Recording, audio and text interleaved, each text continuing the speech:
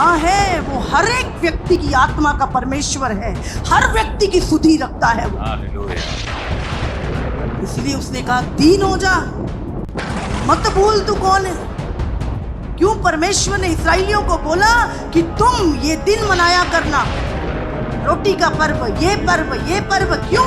ताकि तुम भूल ना जाओ कि तुम्हें भी मैं दासत्व से निकाल के लेके आया, और आज जो तुम्हारे इस्राएल में जो परदेसी रहते हैं तुम उन पे अत्याचार ना करो, क्योंकि तुम भी एक दिन परदेसी थे। हालेलुया। भूल मत जाओ कि तुम कौन हो। उनको याद कराने ये बातें तू अपने बेटों को, पोतों को याद करवाया कर कि परमेश्वर तुझे कहां से निकाल के लाया, ताकि वो भी तेरे परमेश्वर के साथ वफादार रहे और तेरे वाली आशीष तेरे बच्चे भी काटे।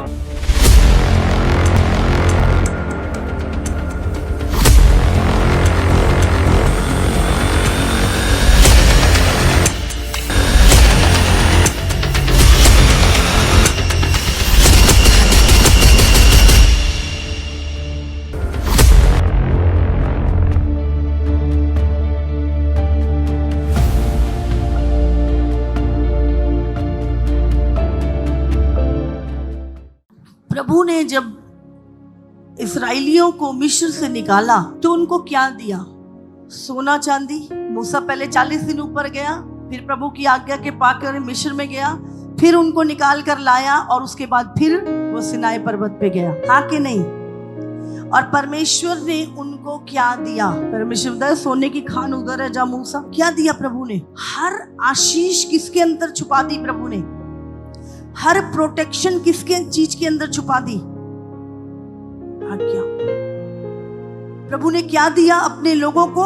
लाखों लोगों को परमेश्वर ने क्या दिया बताओ?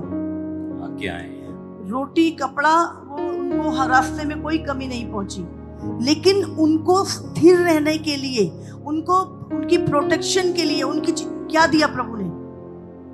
याद रखो। और नए नियम में जब यीशु मसीह आया तो यीशु मसीह ने अपने चेलों को क्या दिया? मैं तुम्हें एक नई आज्ञा देता हूं। क्या दिया? उससे ये नहीं कहा कि मैं, आज बहुत सारे लोग जो नया नियम और पुराना नियम करते हैं उनको लगता है कि पुराना नियम खत्म हो गया। यीशु ने कहा मैं पुराने नियम की बातों को लोप करने नहीं आया, मैं मूसा की व्यवस्था को लोप करने नहीं आया, मैं उसे पूरा करने आया हूं। हालेलुया। हालेलुया। तो यीशु मसीह उसको, उस व्यवस्था को पूरा करने के लिए आए। तो उसमें परमेश्वर ने हमें आज्ञा दी, और उस आज्ञाओं में क्या है? हमारी आशीष जुड़ी हुई है। अब प्रभु उनको निकाल तो लाया, अब उनको चलना कैसे है? देखो, आप लोग मसीह में आए, बपतिस्मा लिया, प्रभु में आ गए। अब आपको क्या है? आपको जिंदगी में चलना कैसे है? आपको अपने लाइफ को कैसे चलाना है? परमेश्वर हमें सिखाता है। समझ रहे? अब देखो, परमेश्वर ने हमारा उद्धार किया, हमारा बपतिस्मा हो गया, और अब हमें क्या करना है? परमेश्वर से चलना सीखना है। और चलना सीखने के लिए क्या करेगा प्रभु? अपनी आज्ञाओं को देगा। हम निर्गमन जब निकालते हैं उसका 20 से 1, तब परमेश्वर ने ये सब वचन कहे। किसने कहे? आज्ञा किसकी है? किसी मनुष्य की या परमेश्वर की? तुम्हें आशीष कौन देता है? तुम्हारी रक्षा कौन करता है? और आज्ञाएं किसने दी हैं? क्यों दी हैं? तुम्हारी आशीष के लिए, तुम्हारी प्रोटेक्शन के लिए। तो उनको मानने से परमेश्वर का फायदा होगा या तुम्हारा? नहीं, पास्टर जी का होगा। हाँ, परमेश्वर का होगा। अभी आप रेड लाइट अगर नहीं तोड़ रहे तो बच्चों के कौन? तुम। सुरक्षा किसकी होगी? तुम्हारी। कुछ लोग तोड़ने को बहादुरी समझते हैं। हाँ, एक आध बारी तो तोड़ दोगे, बार बार तोड़ोगे तो रिस्क बड़ा है, तोड़ने लायक ही नहीं रहेंगे। मैं तेरा परमेश्वर यहोवा हूँ जो तुझे दासत्व के घर अर्थात मिस्र देश से निकाल लाया। हम किसके दास थे? शैतान के। और हम कहाँ रहते थे? संसार में। तो हम संसार में शैतान के क्या थे? गुलाम थे। और परमेश्वर हमें क्या है? संसार से छुड़ाकर अपने पास लेकर आया। हाँ, तू मुझे छोड़ दूसरों को ईश्वर करके ना मानना। अब परमेश्वर क्या कह रहा है? कि तू मुझे छोड़। कितना परमेश्वर है? स्वामी कितने हैं? एक ही प्रभु है, एक ही परमेश्वर स्वामी, एक मालिक, सबका मालिक एक। तो वो कहता है तू मुझे छोड़ दूसरों को ईश्वर करके ना मानना। हाँ, तू अपने लिए कोई मूर्ति खोद कर ना बनाना। हाँ, तू अपने लिए कोई मूर्ति खोद कर ना बनाना। मूर्ति कौन बनाता है? परमेश्वर या इंसान? इंसान बनाता है। इसीलिए डर नहीं है। आज डर निकल जाता है ना, जब जिस चीज को खुद से बनाया वो उसका डर निकल जाता है। हाँ, और ना किसी की प्रतिमा बनाना, ना किसी की प्रतिमा बनाना। हाँ, जो आकाश में या जो पृथ्वी आकाश पर में या पृथ्वी पर या पृथ्वी के जल में है।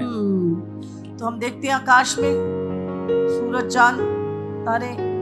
हाँ, पृथ्वी पर मनुष्य, जानवर, जो चीजें पृथ्वी पर रहती हैं, और जल में अजगर, जो चीजें जल में रहती हैं। प्रभु कहता है तू किसी भी चीज की प्रतिमा ना बनाना और ना कोई मूर्ति खोद कर बनाना। तू उनको दंडवत ना करना, तू उनको दंडवत ना करना, और ना उनकी उपासना और करना, ना उनकी उपासना करना। क्योंकि मैं तेरा परमेश्वर यहोवा जलन रखने वाला परमेश्वर हूँ। अभी आप सोचो, हाँ, मैं तेरा परमेश्वर, पर आपको परमेश्वर को आपके लिए, अपने इज़राइल के लिए जलन होती, अपने लोगों के लिए, ये मेरे हैं। उससे अपने लोगों को अलग किया। वो कहता है मैं जलन रखने वाला परमेश्वर हूँ, और जो मुझसे बैर रखते हैं उनके बेटे, पोतों और परपोतों को भी पितरों का दंड। आप जो भी कर रहे हैं उसका दंड आगे ट्रांसफर हो जाता है। आप जो भी कर रहे हैं, भलाई कर रहे हैं, आपका वंश भलाई को देखेगा। आप बुराई कर रहे हैं, आप अपने बच्चों के लिए कांटे बो रहे हैं आगे। और जो मुझसे प्रेम रखते और मेरी आज्ञाओं को मानते हैं उन हजारों पर करुणा किया करता हूँ। तू अपने परमेश्वर का नाम व्यर्थ ना लेना, हाँ, क्योंकि जो यहोवा का नाम व्यर्थ ले वह उसको निर्दोष ना ठहराएगा। तू अपने परमेश्वर का नाम, नहीं, परमेश्वर की कसम, मैंने ऐसा नहीं किया झूठ बोलने के लिए। अपने फायदे के लिए परमेश्वर का नाम लेना, हंसी ठट्टों में परमेश्वर का नाम लेना, व्यर्थ में परमेश्वर का नाम लेना। प्रभु के नाम को बहुत आदर, रिस्पेक्ट और डर के साथ लेना है। लिखा है जो परमेश्वर का नाम व्यर्थ ले वह उसको निर्दोष ना ठहराएगा। तू विश्राम दिन को पवित्र मानने के लिए स्मरण रखना। 6 दिन तो तू परिश्रम करके अपना सब कामकाज करना, परंतु 7वां दिन तेरे परमेश्वर यहोवा के लिए विश्राम दिन है। उसमें ना तो तू किसी भांति का कोई कामकाज करना, और ना तेरा बेटा, ना तेरी बेटी, ना तेरे दास, ना तेरी दासी, ना तेरे पशु, ना कोई परदेसी जो तेरे फाटकों के भीतर हो, क्योंकि 6 दिन में यहोवा ने आकाश और पृथ्वी और समुद्र और जो कुछ उनमें है सबको बनाया, और 7वें दिन विश्राम किया। किसने बनाया सब कुछ? यहोवा परमेश्वर ने, है ना।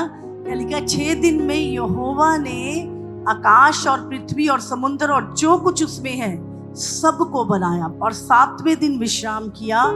इस कारण यहोवा ने विश्राम दिन को आशीष दी और उसको पवित्र ठहराया। हालेलुया। तो हमें भी परमेश्वर के इस दिन को पवित्र मानना है। तू अपने पिता और अपनी माता का आदर करना, जिससे जो देश तेरा परमेश्वर यहोवा तुझे देता है उसमें तू बहुत दिन तक रहने पाए। तू खून ना करना। तू अपने किसी भाई बहन का दिल मत दुखाना। खून करना ये नहीं कि चाकू लेके पीछे पड़ गए। खून करना मतलब कई लोग अपनी बातों से आपको मार देंगे, कड़वाहट से मार देंगे, ऐसा बोलेंगे। तू व्यभिचार ना करना, तू चोरी ना करना, तू किसी के विरुद्ध झूठी साक्षी ना देना। मैं ऐसे बोलूंगा तू मेरी हाँ में हाँ मिला देना, मैं ऐसे बोलूंगा तू बोल देना हाँ हाँ ऐसा हुआ था। क्या है? तू झूठी साक्षी। आज लोग झूठी साक्षी, आज बहुत सारे कोर्ट में नकली गवाह पेश कर देते हैं पैसे देके, भाई तुम उसकी गवाही देना। झूठे गवाह, झूठी गवाही दिलाना, झूठी गवाही देना, सही को गलत, गलत को सही कह देना। तू किसी के घर का लालच ना करना, ना तो किसी की स्त्री का लालच करना, और ना किसी के दास दासी या बैल गधे का, और ना किसी की किसी वस्तु का लालच करना। बैल और गधे जो थे वो एक तरह से सवारी होते थे, जैसे आज की गाड़ियां। हाँ, यहाँ पे लिख सकते हैं, तू किसी की कार का, किसी की गाड़ी का लालच ना करना, हाँ, किसी के दास दासी का लालच ना करना, किसी की स्त्री का लालच ना करना, किसी के घर का लालच ना करना, किसी के धन का लालच ना करना। सब लोग गर्जन और बिजली और बस नरसिंगे पीछे- का शब्द सुनते हाँ, और धुआं उठते हुए पर्वत को देखते रहे और देख के कांप कर दूर खड़े हो गए। यहोवा उस जगह पर उतरा और परमेश्वर ने, वो पहाड़ जिस पर यहोवा की उपस्थिति थी वो कांप रहा था और वहां से धुआं उठ रहा था, लोग कांप रहे थे वहां पे, थर थर थर थर थर। इतनी प्रेजेंस परमेश्वर की वहां पे थी जब परमेश्वर ने ये आज्ञाएं अपने लोगों को दी और वो मूसा और से कहने लगे, तू ही हमसे बातें कर, तब तो हम सुन सकेंगे, परंतु परमेश्वर हमसे बातें ना करे, ऐसा ना हो कि हम मर जाएं। परमेश्वर की आवाज सुनकर पापी मर जाएंगे, ऐसा शब्द था प्रभु का। तो कहते तू ही बात कर भाई हमसे, परमेश्वर का शब्द सुन के तो हम मर ही जाएंगे। और आप देखो यहाँ पर परमेश्वर की आज्ञाएं, तू खून ना करना, तू चोरी ना करना, तू झूठी साक्षी ना देना, तू विश्राम दिन का पालन करना, तू मूर्ति खोद के ना बनाना, तू मुझे छोड़ किसी को परमेश्वर ना मानना। ये सारी चीजें परमेश्वर ने क्या दी? 10 कमांडमेंट। ये 10 आज्ञाएं परमेश्वर ने अपने लोगों को दी और 10 आज्ञाओं में से एक आज्ञा ऐसी है जिसके साथ परमेश्वर की प्रतिज्ञा जुड़ी है। इफिसियों निकालो 6 का 1 पढ़ो। हे बालकों, प्रभु में अपने माता पिता के आज्ञाकारी बनो, क्योंकि यह उचित है। यहाँ पर आत्मिक माता पिता, शारीरिक माता पिता, प्रभु कहता है उनके आज्ञाकारी बनो क्योंकि ये उचित है। आगे पढ़ो। हाँ, अपनी माता और पिता का आदर कर, यह पहली आज्ञा है जिसके साथ प्रतिज्ञा भी है कि तेरा भला हो और तू धरती पर बहुत दिन जीवित रहे। एक ही आज्ञा जिसके साथ परमेश्वर की प्रतिज्ञा जुड़ी है और वो क्या आज्ञा है कि तू अपने माता पिता का आदर कर, उनके आज्ञाकारी बन क्योंकि ये उचित है। और इसके साथ प्रतिज्ञा है कि तेरी उम्र लंबी होगी और तेरा भला होगा। हालेलुया। समझ रहे? परमेश्वर कहता है तेरी उम्र लंबी होगी, तू इस पृथ्वी पर बहुत दिन रहने पाएगा और तेरा भला होगा।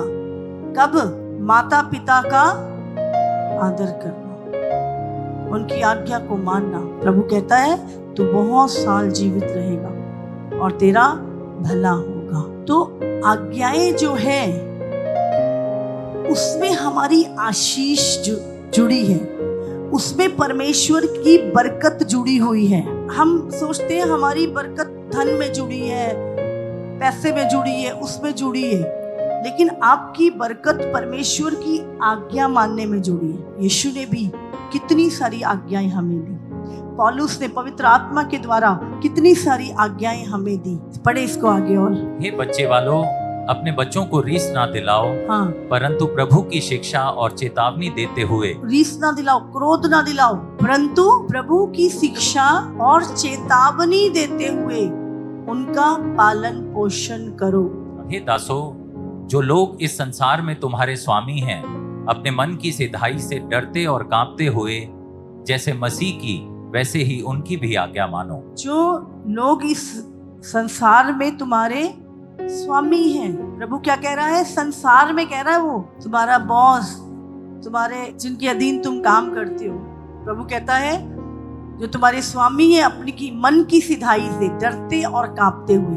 कैसे? आज कोई डरता कांपता है क्या? मुझे कह के तो दिखा, मैं 4 सुना दूंगा अपने बॉस को, मैं नहीं सहूंगा उसकी। ये चीजें आज क्या हो रहा है? शैतान लोगों को आज्ञा से बाहर निकाल रहा है, क्योंकि आज्ञा के साथ आशीष जुड़ी है। तो वो व्यक्ति आशीषित ना हो तो शैतान क्या करेगा? आपको आज्ञा तोड़ने वाला बनाएगा। अपने मन की सिधाई से डरते और कांपते हुए जैसे मसीह की, वैसे ही उनकी भी आज्ञा मानो। हाँ, परमेश्वर की आज्ञा कैसे माननी है? डरते और कांपते हुए। और वैसे ही जो संसार में तुम्हारे स्वामी है, उनकी भी आज्ञा कैसे माननी है? डरते और कांपते हुए। मनुष्य को प्रसन्न करने वालों के समान, आगे पीछे करो इसे, मनुष्यों को प्रसन्न करने वालों के समान दिखाने के लिए सेवा ना करो, पर मसीह के दासों के समान मन से परमेश्वर की इच्छा पर चलो। हाँ, मनुष्य को प्रसन्न करने वालों के समान नहीं, दिखाने के लिए। बहुत सारे लोग केवल तारीफ के लिए सेवा करते हैं, तारीफ के लिए करते हैं, बस हमें तारीफ मिल जाए। लेकिन प्रभु कहता दिखाने के लिए सेवा ना करो, पर मसीह के दासों के समान मन से। कैसे? मन से। जोर से बोलो। मन से। मन से परमेश्वर की इच्छा पे चलो। और उस सेवा को मनुष्यों की नहीं कि हम पास्टर के लिए कर रहे हैं, हम उस व्यक्ति के लिए कर रहे हैं, है ना, मैं उसके लिए कर रही हूँ। जो भी सेवा आप जो भी काम करते हो, परंतु प्रभु को जानकर सच्चे हृदय से करो। आप बंद कमरे में भी बात कर रहे हो ना, रिकॉर्डिंग चालू है। आप किसी से भी बात कर रहे हो, आपकी रिकॉर्डिंग चालू है। आप इस व्यक्ति को सामने से प्रेम कर रहे हो, मन में इसके लिए बुराई है, मन में इसके लिए, और आप पीछे उस व्यक्ति को बुरा कह रहे हो। प्रभु सामने भी देख रहा है और पीछे भी देख रहा है। रिकॉर्ड कौन रख रहा है? बोलो, तुम्हारे जीवन का रिकॉर्ड कौन रख रहा है? परमेश्वर रख रहा है। बाइबल कहती है अपने बच्चों को डांट समझा शिक्षा दे ताकि उनका बुरा ना हो। लेकिन क्योंकि तुम जानते हो कि जो कोई जैसा अच्छा काम करेगा, चाहे दास हो चाहे स्वतंत्र, प्रभु से वैसा ही पाएगा। हाँ, क्योंकि तुम जानते हो कि जो कोई, बोलो जो कोई, तुम हो जो कोई में, जो कोई में तुम हो। नहीं नहीं, मैं तो अलग कर दिया गया हूं, मैं नहीं हूं, मैं तो स्पेशल हूं, मैं नहीं हूं। प्रभु कहता है जो कोई जैसा अच्छा काम करेगा, चाहे दास हो चाहे स्वतंत्र, प्रभु से वैसा ही पाएगा। Hallelujah, hallelujah. परमेश्वर किसी का भी पक्षपात नहीं करेगा। जो जैसा काम करेगा, चाहे दास हो चाहे स्वतंत्र, प्रभु से वैसा ही। क्योंकि आगे लिखा है, हे स्वामियों, तुम भी धमकियां देना छोड़कर उनके साथ वैसा ही व्यवहार करो। हाँ। क्योंकि तुम जानते हो कि उनका और तुम्हारा दोनों का स्वामी स्वर्ग में है और वह किसी का पक्ष नहीं करता। जो स्वामी है प्रभु उनसे भी बात कर रहा है। बोले अपने जो तुम्हारे दास है उनको धमकियां मत दो, लेकिन उनके साथ वैसा ही व्यवहार करो, क्योंकि तुम जानते हो कि उनका और तुम्हारा दोनों का स्वामी स्वर्ग में है और वो किसी का पक्ष नहीं करता। तुम्हें नहीं पता आज जिस जगह पर तुम हो वो तुमसे ऊंचा तुम्हारे दास को बना दे, समझ में आ रही है? तो वो किसी का पक्ष नहीं करता, लेकिन वो काम देखता है। पोतीपर के घर में गुलाम था, लेकिन एक टाइम था जब पोतीपर, सोचो, अपनी पत्नी समेत राशन मांगने आया होगा उसके पास। हाँ, समझ रहे हैं? जब अकाल पड़ा मिस्र में, तो पोतीपर को यूसुफ की जरूरत पड़ी थी। उसके भाई जो उससे नफरत करते थे उसको निकाल दिया था, उसको गड्ढे में फेंक दिया था। जब टाइम आया, वही यूसुफ जो तुच्छ गिना गया, उसको परमेश्वर ने उठा के मिस्र का भंडारी बना दिया था, प्रधानमंत्री बना दिया था। और उसके सब भाई डरते और कांपते हुए यूसुफ के पास आए थे, और उनको डर था कि ये हमसे पुराने समय का बदला ना ले कि हमने इनके साथ कैसा व्यवहार किया था। कभी किसी के साथ ऐसा व्यवहार ना करो कि तुम्हारे मन में डर हो कि ये व्यक्ति मेरे साथ क्या करेगा कल को। समय सबका आता है, हर व्यक्ति का समय है। परमेश्वर के में जो जैसा काम करेगा वो वैसा ही प्रतिफल पाएगा। प्रभु किसी का पक्षपात नहीं करता, किसी को तुच्छ ना जाने। डांटना, समझाना, अपने बच्चों की ताड़ना करना वो एक अलग चीज है, लेकिन किसी को मन से तुच्छ समझना प्रभु देखता है। आगे अगर हम पढ़ते हैं तो इसमें लिखा, प्रभु में और उसकी शक्ति के प्रभाव में बलवंत रहो, परमेश्वर के सारे हथियार बांध लो कि तुम शैतान की युक्तियों का सामना कर सको। और तुम्हारा ये मल्ल युद्ध किसी इंसान से नहीं है, लहू मांस से नहीं है, व्यक्तियों से नहीं है, पर अंधकार की शक्तियों से है जो आकाश में है। Hallelujah, hallelujah. किसी मनुष्य को अपना शत्रु मत समझो। अगर आप ऐसा समझते हो तो आप धोखा खाओगे।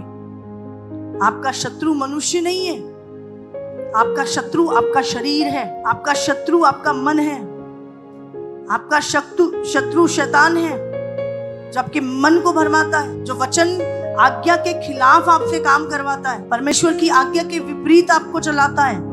आपका मन, बाइबल में लिखा है तेरा मन सबसे ज्यादा तुझे धोखा देता है, उसमें असाध्य रोग लगा है। पहले मन जाता है, फिर तेरा शरीर जाता है उस जगह पर। सबसे अधिक अपने मन की रक्षा कर। किसकी रक्षा कर? मन की।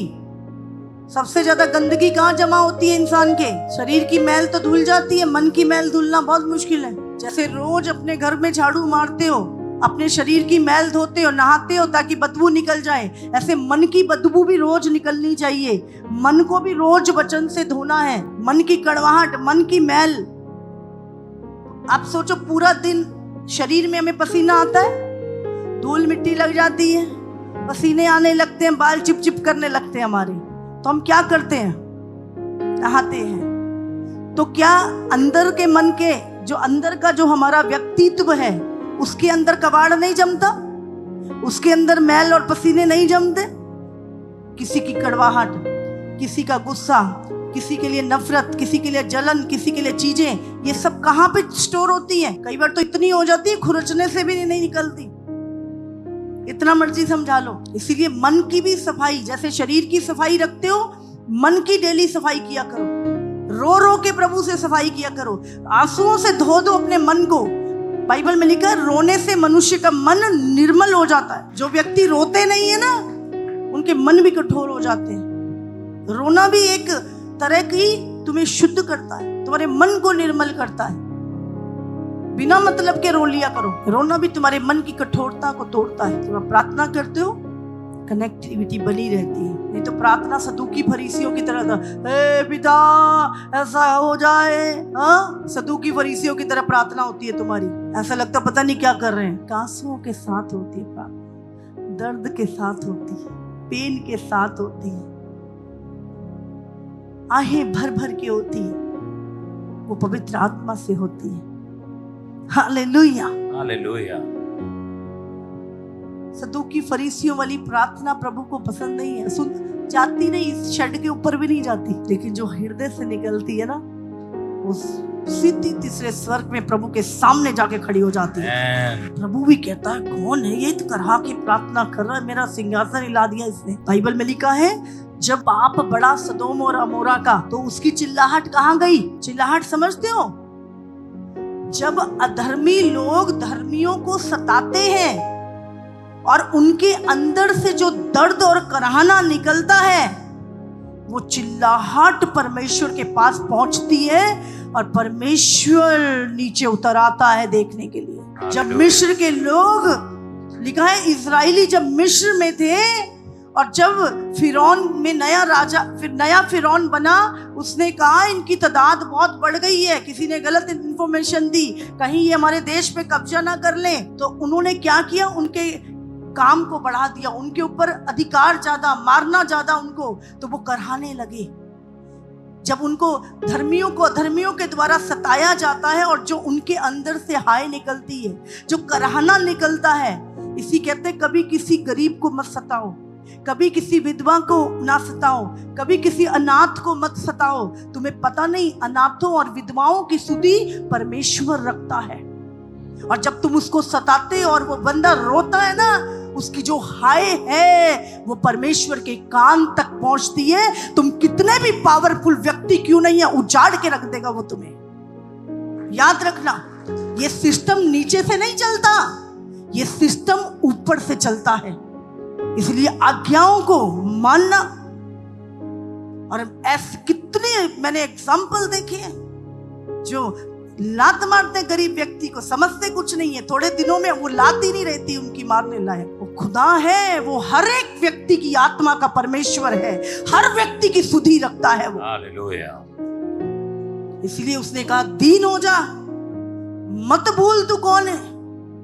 क्यों परमेश्वर ने इस्राएलियों को बोला कि तुम ये दिन मनाया करना, रोटी का पर्व, ये पर्व, क्यों? ताकि तुम भूल ना जाओ कि तुम्हें भी मैं दासत्व से निकाल के लेके आया, और आज जो तुम्हारे इस्राएल में जो परदेसी रहते हैं, तुम उन पे अत्याचार ना करो, क्योंकि तुम भी एक दिन परदेसी थे। हालेलुया। भूल मत जाओ कि तुम कौन हो। उनको याद कराने, ये बातें तू अपने बेटों को, पोतों को याद करवाया कर कि परमेश्वर तुझे कहां से निकाल के लाया, ताकि वो भी तेरे परमेश्वर के साथ वफादार रहें और तेरे वाली आशीष तेरे बच्चे भी काटे। हालेलुया। क्यों लिखा कि तू अपने बच्चों को मेरे मार्ग की शिक्षा दे। आप तो चलना सीख गए, अगर आपने बच्चों को नहीं सिखाया और वो गलत करेंगे, फिर वो परमेश्वर के शाप के अधीन आ जाएंगे। प्रभु ने कहा चेतावनी दे इनको, चिता। बाइबल में लिखा है किसी बूढ़े को ना डांट। सीख बाइबल में सिर्फ आत्मिक चीजें नहीं, वो सारी चीजें लिखी हुई है जो व्यवहार तुम्हें अपने दैनिक जीवन में भी करना है। आपको लगता है मैं एक व्यक्ति को मैं मूर्ख बना रहा हूं, आपको लगता है कि मैं इस व्यक्ति से छुपा रहा हूं चीजें, तुम्हें लग रहा है इसको पता नहीं है मैं क्या कर रहा हूं, मैं इसके पीछे क्या कर रहा हूं मुझे नहीं पता, लेकिन इसको देखने वाला और तेरे को देखने वाला वो परमेश्वर है। हालेलुया। अब तू इसको बेवकूफ नहीं बना रहा, तू अपने आप को उल्लू बना रहा है, क्योंकि आशीष उसने दे दी है। धोखा तू इसको नहीं दे रहा, धोखा तू अपने आप को दे रहा है और अपनी आशीष को खो रहा है। इसीलिए बाइबल कहती है धोखा ना खाओ, परमेश्वर ठट्ठों में नहीं उड़ाया जाता।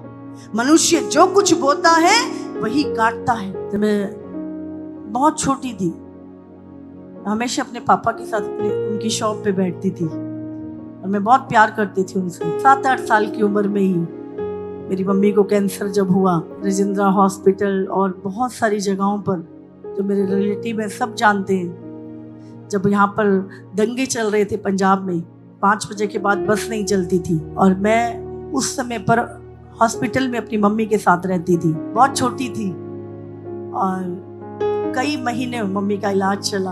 उनको ब्रेस्ट कैंसर था, उनकी ब्रेस्ट खत्म हो गई थी। एक वो दुख, वो सताव, वो चीजें, उसके बाद कुछ समय वो ठीक रही और जब उनकी डेथ हुई तो मैं बहुत रोई और मैंने घर की सारी फोटो तोड़ दी थी। मैंने बोला था नहीं, इतना पूजा पाठ करने वाले ऐसा क्यों हुआ उनके साथ।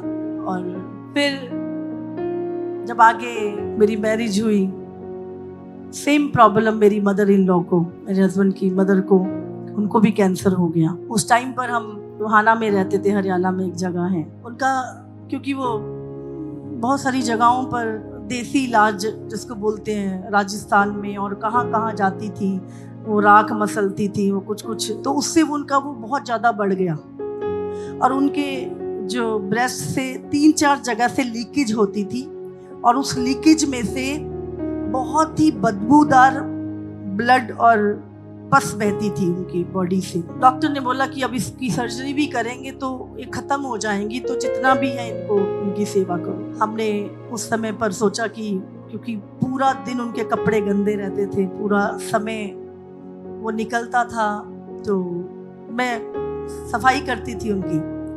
बट मेरे फादर इन लॉ ने बोला नहीं, बच्चे छोटे हैं, तुम थोड़ा दूर रहो। तो कोई उन्होंने काम के लिए कोई लेडीज को पूछा, 10,000 रुपये देने के लिए भी तैयार हो गए, पर कोई भी नहीं आया। उन्होंने बोला कि नहीं, हमें ये बीमारी लग जाएगी, क्योंकि उस समय पर ये बीमारी एक तरह से नई थी या ज़्यादा नहीं होती थी। मेरे मन में प्रभु ने डाला, जब मैं प्रभु को शायद जाना ही था हल्का सा, मैंने प्रभु ने कहा तुझे याद है जब तेरी मदर की डेथ हुई थी, तूने क्या बोला था कि एक बार प्रभु इसे वापस कर दे, मैं जिंदगी भर उनके अधीन रहूंगी या उनका कहना मानूंगी। प्रभु ने कहा, मुझे याद कराया और प्रभु ने कहा मैं तुझे एक मौका दे रहा हूँ, कर सेवा। वहाँ पर एक बड़ा चौतरा था, पूरा उसके ऊपर ब्लड पस पूरा भर जाता था और मैं एक नर्स की तरह उनको साफ करती थी। पूरा साफ करना, उनको नहलाना, उनको कपड़े बदलने, उनके बाल बनाने, मेरे सारे रिलेटिव जितने भी उनके परिवार के वो जानते हैं, उनको खाना खिलाना और सब कुछ करना। फिर धीरे धीरे उनकी हालत और ख़राब होती गई तो उनको एक कमरे में रख दिया गया और उस कमरे में बहुत स्मेल आती थी और मेरे फादर इन लॉ बोलते थे कि नहीं, बच्चों को नहीं जाने देना उधर। वो प्यार करते थे, वो उनका भी प्यार था, वो मैं नहीं, पर उनकी जो आंखें थी वो बच्चों को जब देखती थी तो उनकी आंखों से आंसू आते थे।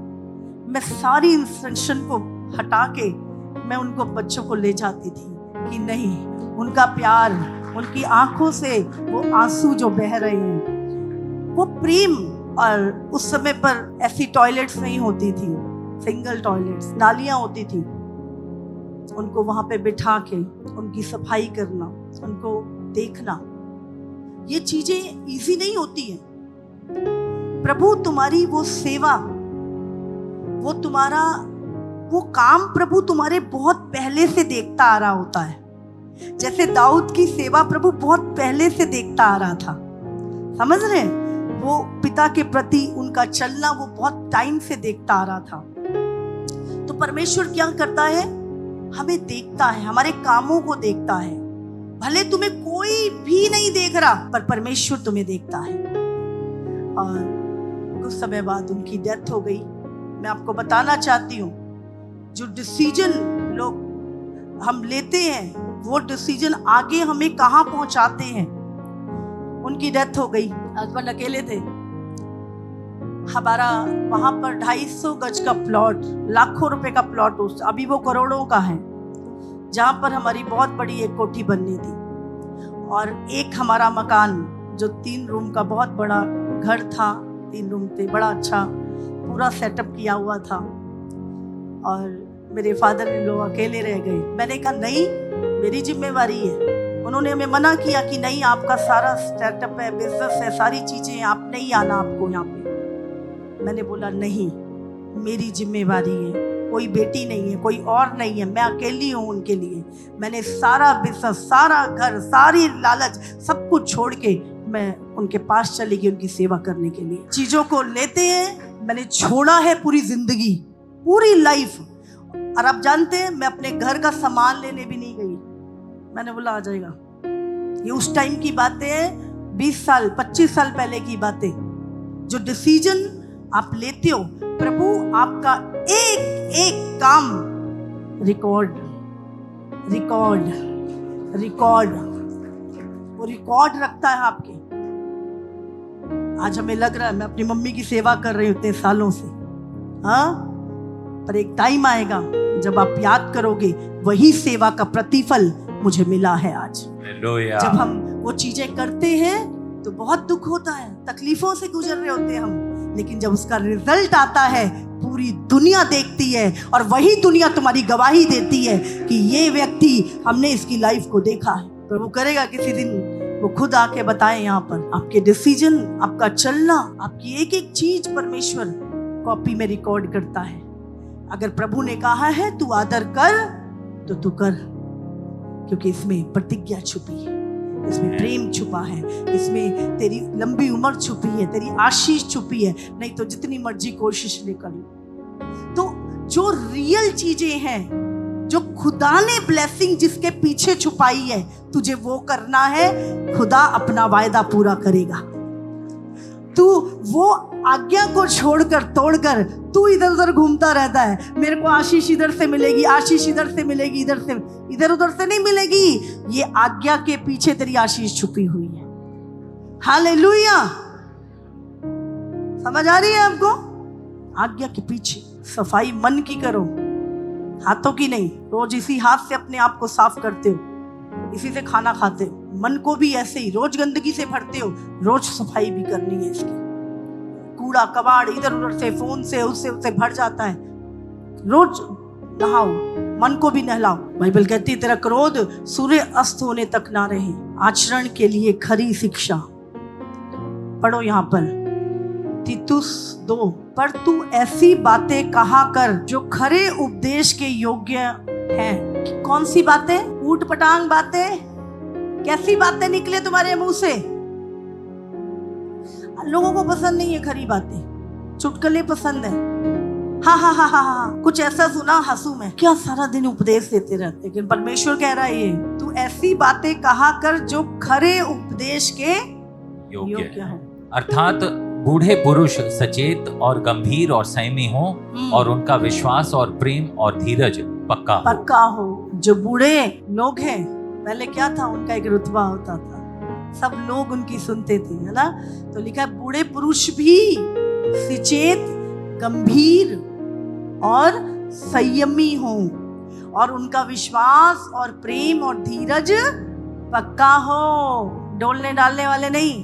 हाँ, आगे। इसी प्रकार बूढ़ी स्त्रियों का चाल चलन पवित्र लोगों सा हो, वे दोष लगाने वाली और पियक्कड़ नहीं पर अच्छी बातें सिखाने वाली हो। यहाँ पर परमेश्वर हर एक को उसका रोल बताता है। बूढ़े लोग संयमी, गंभीर, सिखाने वाले। आज की बहुत सारी औरतें, ओ तेरे फलाने ने ऐसा करा, तू ये कर देना, तू ऐसा ना, गलत चीजें। आज आप किसी के लिए गलत बातें डाल रहे हो, वो स्वभाव का सामना तुम खुद करोगे। आप एक बच्चे को अगर किसी का विरोधी बना रहे हो तो कल को वो बच्चा तुम्हारा भी विरोध करेगा। कुछ भी गलत ना डालो, ताकि वे जवान स्त्रियों को चेतावनी देती रहें कि अपने पतियों और बच्चों से प्रीति रखें। बूढ़ी स्त्रियों का काम क्या है यहाँ पर? वो दोष लगाने वाली ना हो, वो जवान स्त्रियों को सिखाने वाली हो। और क्या सिखाना है उनको? कि अपने पतियों और अपने बच्चों से प्रीति रखें, प्यार करें। आगे, और संयमी, आज संयम नहीं है लोगों के अंदर, संयम खत्म हो रहा है। पतिव्रता, और घर का कारोबार करने वाली, घर का कारोबार करने वाली, भली और अपने अपने पति के अधीन रहने वाली, और अपने अपने पति के अधीन रहने वाली हो, ताकि परमेश्वर के वचन की निंदा ना होने पाए। समझ रहे हैं? अगर वो ऐसी नहीं है तो प्रभु के वचन की क्या होगी? निंदा होगी। ऐसे ही जवान पुरुषों को भी समझाया कर कि वो संयमी हो, सब बातों में अपने आप को भले कामों का नमूना बना, ताकि लोग जब तुम्हें देखें तो तुम एक नमूना, एक एग्जाम्पल हो लोगों के लिए कि मुझे उसकी तरह बनना है, मुझे उसके जैसा स्वभाव चाहिए, उसके जैसा जीवन चाहिए, मुझे एक नमूना बनो। नमूना कैसे बनोगे? बातों से या कामों से? क्या लिखा है? सब बातों में अपने आप को भले कामों का। अगर यहाँ पे भली बातों का लिखा होता तो आप बातों से नमूना बन सकते थे, लेकिन अब बातों से नहीं बन सकते। यहाँ लिखा है भले कामों से नमूना बन। आज जो चीजें, जो बातें आपको बताई जाती है, यीशु मसीह ने बातों से नमूना बना या कामों से? पौलुस बातों से बना या कामों से? तो हमें कैसे बनना है? पर आज सारी दुनिया बातों से बनना चाहती है। हम बातों से ही कहते हैं मैं सियाना, मैं सियानी, मैंने बाइबल पढ़ी है। चले हो, पढ़ने वाला नहीं, चलने वाला पूरा प्रतिफल पाता है। तो भले कामों से नमूना बन। आगे, और ऐसी खराई पाई जाए कि कोई उसे बुरा ना कह सके, जिससे विरोधी हम पर कोई दोष लगाने का अवसर ना पाकर लज्जित हो। दासों को समझा कि अपने अपने स्वामी के अधीन रहे और सब बातों में उन्हें प्रसन्न रखे और उलटकर जवाब ना दे। जिसकी जवान काबू में नहीं, उसकी लाइफ काबू में नहीं। जिसका मुंह काबू में नहीं, उसका जीवन काबू में नहीं। इसलिए बाइबल कहती है कि अपने स्वामी के अधीन रहे और सब बातों में उसे प्रसन्न करने का यत्न कर और उलटकर जवाब ना दे, चोरी चलाकी ना करें, पर सब प्रकार से पूरे विश्वासी निकलें कि वे सब बातों में हमारे उद्धारकर्ता परमेश्वर के उपदेश की शोभा बढ़ाएं। क्योंकि परमेश्वर का ये अनुग्रह प्रकट है जो सब मनुष्यों के उद्धार का कारण है और हमें चेतावनी देता है कि हम अभक्ति और सांसारिक अभिलाषाओं से मन फेर कर इस युग में संयम और धर्म और भक्ति से जीवन बिताएं और उस धन्य आशा की अर्थात अपने महान परमेश्वर और उद्धारकर्ता यीशु मसीह की महिमा के प्रकट होने की बाट जोते रहें, जिसने अपने आप को हमारे लिए दे दिया कि हमें हर प्रकार के अधर्म से छुड़ा ले और शुद्ध करके अपने लिए एक ऐसी जाति बना ले जो भले भले कामों में सरगर्म हो। पूरे अधिकार के साथ ये बातें कह और समझा और सिखाता रहे ताकि कोई तुझे तुच्छ ना जानने पाए। कोई तुझे तुच्छ ना जानने पाए। यहाँ पे क्या लिखा है? एक बूढ़े व्यक्ति का रोल, गंभीर, संयमी, विश्वास में पक्का। बूढ़ी औरतों का जो उम्र में बड़ी है, हाँ, जो समझदार है, जिनके आगे बच्चे, उनका रोल जवान स्त्रियों को सिखाएं। जैसे उन्होंने अपना जीवन जिया है वैसा ही उनको भी सिखाएं और जवानों को भी जवान संयमी हो। फिर यहाँ पे परमेश्वर किसको समझा रहा है? दासों को कह रहा है उलटकर जवाब मत दो, अपने स्वामी के अधीन रहो। और फिर परमेश्वर कह रहा है मैंने तुम्हें अलग इसलिए किया है कि तुम भले भले कामों में सरगर्म रहो। इब्रानियों 13:20 भाईचारे की प्रीति बनी रही। कई बार हम अपने स्वभाव को प्रकट करते हैं, जो हम हैं वो हमारे स्वभाव से दिखेगा, तुम्हारे कपड़ों से नहीं दिखेगा, तुम्हारी सूरत से नहीं दिखेगा। तुम जो हो वो तुम्हारे स्वभाव से दिखेगा, जो तुम अंदर से हो। बाइबल में लिखा है भला मनुष्य भले भंडार से भली बातें निकालता है, बुरा मनुष्य बुरे भंडार से बुरी बातें निकालता है। तो जो भंडार तुम्हारे भीतर है उसी भंडार से चीजें निकलेंगी। तो क्या लिखा है, भाईचारे की प्रीति बनी रहे। भाईचारे की प्रीति, एक दूसरे से प्रेम करो, मेल मिलाप के खोजी हो। बाइबल में लिखा है बिना पवित्रता के, मेल मिलाप के आप परमेश्वर को देख नहीं सकते। भूल जाओ, काट दो अपना नाम रैप्चर से। अगर आप यीशु से प्रेम नहीं कर सकते, यीशु कहाँ है? यीशु सब में है। अगर तुम इनसे प्रेम नहीं कर सकते, तुम कभी रैप्चर में नहीं जाओगे, क्योंकि वहां पर प्रेम है, और जिसका नाम प्रेम है वो खुद परमेश्वर है। हालेलुया। वो प्रेम उससे नहीं जो तुम्हारे लिए कुछ करता है, प्रेम उससे जो तुम्हारे लिए कुछ नहीं करता और तुम प्रेम करते हो। हालेलुया। फिर भी तुम प्रेम करते हो। और लिखा है अतिथि सत्कार करना ना भूलना, क्योंकि इसके द्वारा कुछ लोगों ने अनजाने में स्वर्गदूतों का सत्कार किया है। पहले सारा दिन कभी कोई, हमारी एक आंटी है यहाँ पे, उनके घर में कोई ना कोई आया रहता है, कभी कोई, कभी उनको भी बड़ा शौक है।